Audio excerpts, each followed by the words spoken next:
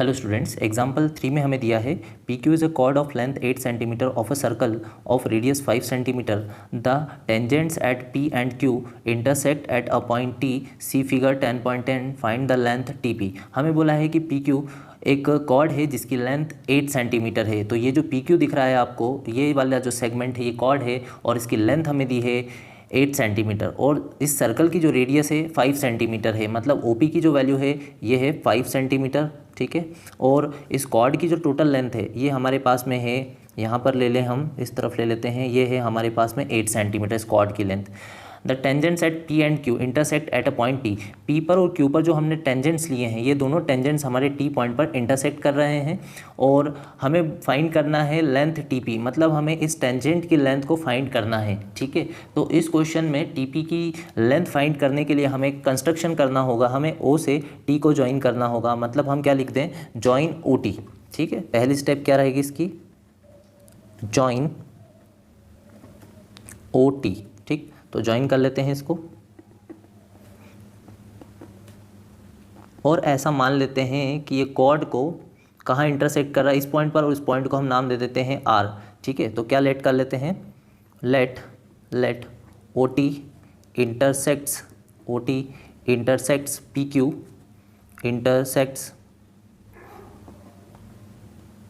Intersects P Q at point, किस point पर ये इंटरसेक्ट कर रहा है ऐसा हमने एज्यूम किया है, एट पॉइंट आर, ठीक है।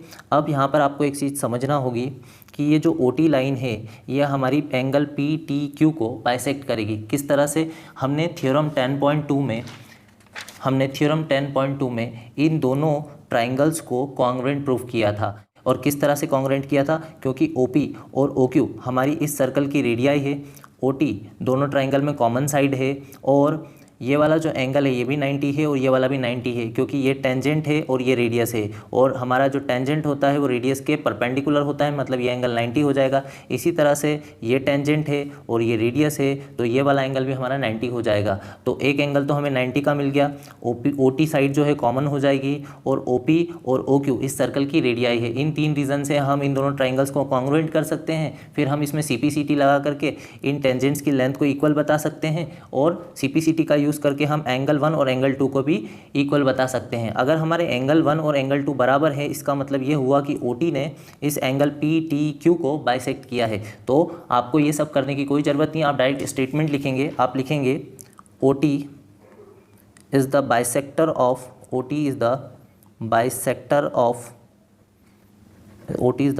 Of angle P T Q, ठीक है। और क्योंकि हमारी ये दोनों टेंजेंट्स की जो लेंथ है वो भी इक्वल होगी, ये हमने सीखा था थ्योरम 10.2 में कि अगर हम सेम एक्सटर्नल पॉइंट से अगर 2 टेंजेंट्स लेते हैं तो उनकी लेंथ इक्वल होती है। अब इसका मतलब हुआ इस ट्राइंगल की, ट्राइंगल है हमारा टी पी क्यू, इस ट्राइंगल की 2 साइड इक्वल है, मतलब ये आइसोसेलेस ट्राइंगल हो गया। और यहाँ पर ये जो 2 एंगल बने हैं ये वाले, ये भी हमारे इक्वल है, मतलब ये जो लाइन है ये एंगल बाइसेक्टर है। और एंगल बाइसेक्टर अगर आप एक आइसोसेलेस ट्राइंगल में लेते हैं, मान लीजिए ये आपका एक आइसोसेलेस ट्राइंगल है और इसका अगर आप एंगल बाइसेक्टर लेते हैं, ये एंगल बाइसेक्टर है, तो ये हमेशा इस बेस के परपेंडिकुलर होगा। अगर ये एंगल बाइसेक्टर है तो ये इस बेस के परपेंडिकुलर होगा, मतलब ये हमारा बेस हो गया इस ट्राइंगल का और ये हमारा एंगल बाइसेक्टर है। तो मतलब यहाँ का जो एंगल बनेगा ये वाला, ये 90 होगा, तो अंदर वाला भी हमारा एंगल ये वाला भी 90 होगा। अब हम एक प्रॉपर्टी का यूज़ करेंगे जो हमने सीखा था एग्जाम्पल 1 में, कि अगर हम सर्कल के सेंटर से किसी कॉर्ड के ऊपर परपेंडिकुलर डालते हैं, ठीक है, ये सर्कल का सेंटर है और ये कॉर्ड है और इस पर हमने एक परपेंडिकुलर डाला है, तो ये क्या करता है, कॉर्ड को बाइसेक्ट कर देता है, ठीक है। और यहाँ पर अगर हम ध्यान से देखें तो ये हमारे सर्कल का सेंटर है और ये वाला पार्ट जो है बाइसेक्टर हो जाएगा, किसका बाइसेक्टर हो जाएगा, पी क्यू का।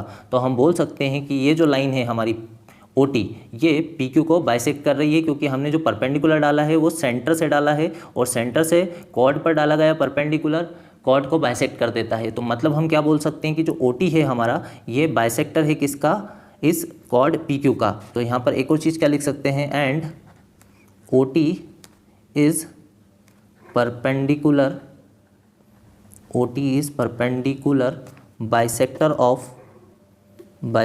ऑफ PQ, then देन अगर इसने इस OT ने इस कॉर्ड PQ को बाइसेक्ट कर दिया तो हम ये बोल सकते हैं कि जो PR की लेंथ है वो इक्वल होगी RQ के, ठीक है। Then PR equals to RQ और दोनों की वैल्यू हो जाएगी, इस पूरी कॉर्ड का हम ले लेते हैं हाफ, मतलब इसके हमने 2 इक्वल पार्ट्स कर दिए हैं, मतलब हमें लिखना होगा PQ अपॉन में 2, ठीक है। इसको हम डिवाइड कर देंगे 2 से, मतलब PQ को हम डिवाइड कर देते हैं 2 से, तो हमें मिलेगा PR इक्वल्स टू RQ और इक्वल्स टू में आ जाएगा आपका 8/2, इसको कैंसिल करेंगे तो ये मिलेगा आपको 4, मतलब PR equals to RQ equals to हमारे पास आया है 4 सेंटीमीटर। मतलब हमने PR की लेंथ निकाल ली है, PR यानी ये वाली जो लेंथ है ये है आपकी 4 सेंटीमीटर, ठीक है। इसको लिख लेते हैं, ये वाली लेंथ क्या है PR, ये है 4 सेंटीमीटर, ठीक। अब आगे क्या करें, क्योंकि ये जो ट्राइंगल हमारा बना है, ये वाला छोटा ट्राइंगल, ये हमारा एक राइट ट्राइंगल है और राइट ट्राइंगल में हम पाइथागोरस थ्योरम का यूज़ करके इस OR लेंथ को निकाल सकते हैं, क्योंकि हम इसका बाद में यूज़ करेंगे तो ये वाली लेंथ हम निकालेंगे, ठीक है। तो पाइथागोरस थ्योरम लगा लेते हैं, in right triangle PRO, in right triangle PRO by Pythagoras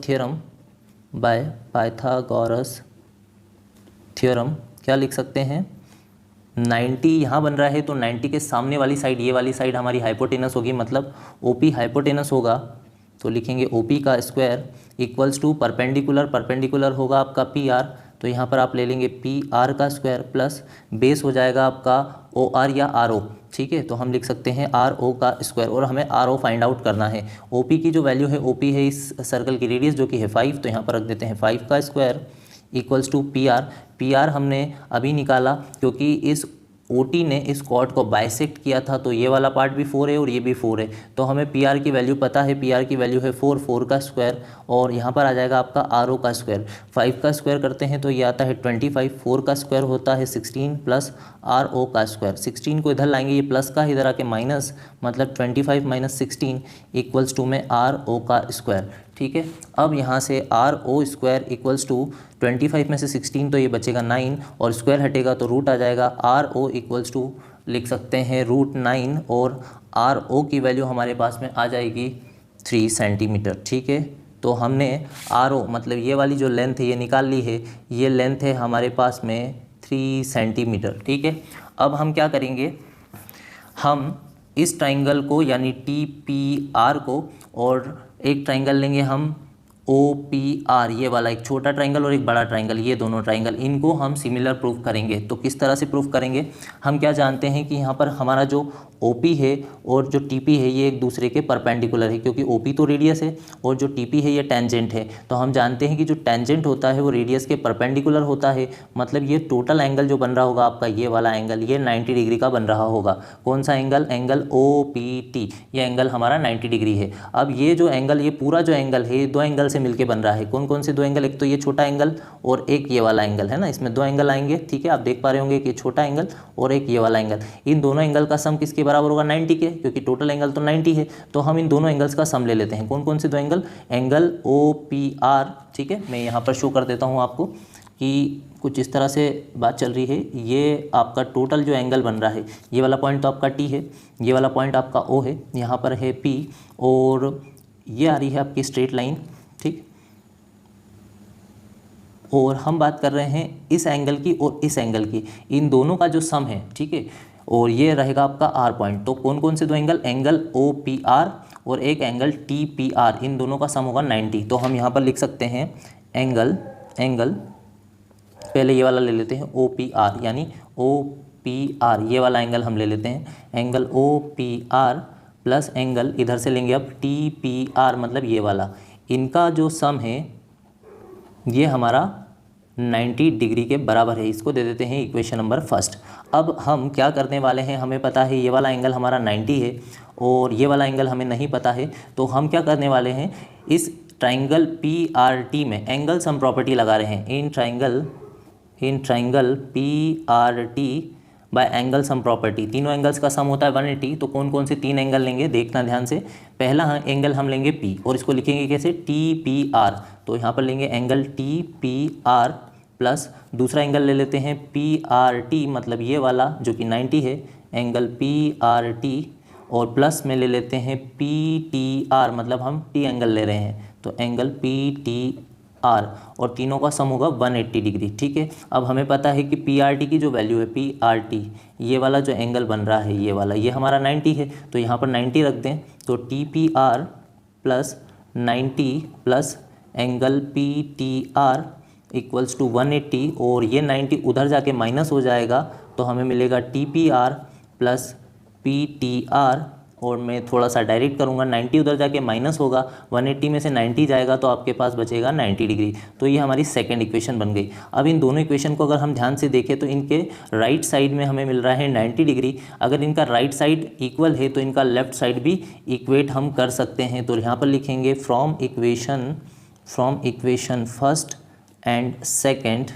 ठीक है, अब क्या लिख सकते हैं, ऊपर से हम लिख सकते हैं angle OPR plus angle TPR, और इक्वल्स टू में ले लेते हैं angle TPR plus angle PTR, और एंगल TPR से एंगल TPR कैंसिल हो जाएगा। तो हमने प्रूव कर दिया कि एंगल OPR जो है वो इक्वल है किसके, एंगल PTR के। ठीक है, अब ये जो हमने यहाँ पर ये दो एंगल इक्वल लाए हैं, इनका हम यूज़ करके इन दोनों ट्राइंगल को हम सिमिलर प्रूफ कर देंगे। ठीक है, ध्यान से देखना आप, इन ट्राइंगल कौन कौन से दो ट्राइंगल ले रहे हैं, PRT and PRO, in triangle PRT and triangle PRO, इनको हम सिमिलर प्रूफ करेंगे। तो जैसा कि हम देख पा रहे हैं कि इस तरफ का जो ट्राइंगल है उसमें एक एंगल हमारा 90 डिग्री का बन रहा है। कौन सा एंगल, R। कौन सा एंगल लिखेंगे उसे हम, PRT। ये वाला एंगल हमारा 90 डिग्री का है, तो इधर तो हमें एक 90 का एंगल मिल गया PRT। अब इधर की तरफ देखें तो ये वाला एंगल भी हमारा 90 का होगा, मतलब अगर हम यहाँ पर देखें तो ये दोनों एंगल हमारे 90 के हैं। ठीक है, तो दोनों एंगल हमारे 90 के हो गए। इसको क्या लिखेंगे हम, PRO, और आप इसको लिखेंगे ईच 90 डिग्री।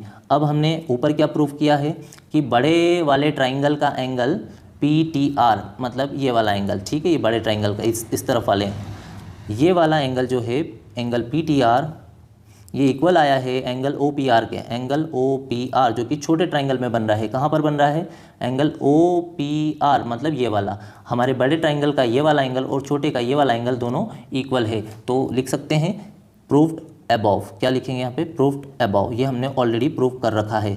ठीक है, अब हम एंगल प्रॉपर्टी का यूज़ करके इन दोनों ट्राइंगल्स को सिमिलर बता सकते हैं। Therefore triangle PRT is similar with triangle PRO bye angle criterion.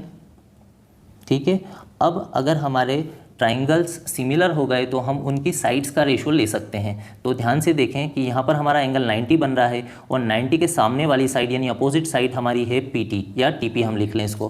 तो एक तो हमने लिया है TP। अब इसमें 90 के सामने यानी अपोजिट साइड कौन सी बन रही है, इसमें बनेगी हमारी ये वाली साइड, इसको हम नाम दे देते हैं OP। तो हमें TP का रेशो लेना होगा OP से। ठीक है, इक्वल्स टू, अब हमें पता है कि ये वाला एंगल और ये वाला एंगल इक्वल था, तो इस एंगल के सामने वाली साइड कौन सी रहेगी, ये रहेगी हमारी PR। तो यहाँ पर लिखेंगे PR अपॉन में इस एंगल के सामने वाली साइड कौन सी है, RO। ठीक है, जो कि हम निकाल चुके हैं, पाइथागोरस थ्योरम का यूज़ करके हमने RO की वैल्यू निकाली थी। ठीक है, ये निकली थी 3 सेंटीमीटर। अब हमें तो TP निकालना है, तो TP का तो TP रख दें। OP की वैल्यू हमारे पास है क्वेश्चन में, OP है 5 सेंटीमीटर, इसकी रेडियस OP ये है 5 सेंटीमीटर, तो OP की वैल्यू 5 रख देते हैं। अब चाहिए PR। ठीक है, PR कहाँ है, PR है ये वाली लेंथ, और ये वाली लेंथ हमने निकाली थी, ये थी 4। ठीक है, तो यहाँ पर क्या रखेंगे 4, और RO हमने पाइथागोरस सॉल्व करके निकाला था जो कि निकला था 3, तो यहाँ पर लिखेंगे 3। अब क्या करें, इस 5 को इधर मल्टीप्लाई कर दें और 3 को इधर, तो क्रॉस मल्टीप्लाई से सॉल्व कर लें। 3TP इक्वल्स टू 5 4 जो आपका हो जाएगा 20, और TP की वैल्यू निकालना है तो TP निकलेगा आपका 20 अपॉन में 3 सेंटीमीटर। ठीक है, तो ये निकाल दी हमने इस टेंजेंट की लेंथ, जो कि इस क्वेश्चन को हमने बिल्कुल बुक वाली मेथड से किया है, जो कि आपको पूरी तरह से समझ में आई होगी। फिर भी आपको इससे रिलेटेड कोई डाउट रहता है तो आप मुझे कमेंट सेक्शन में बता सकते हैं।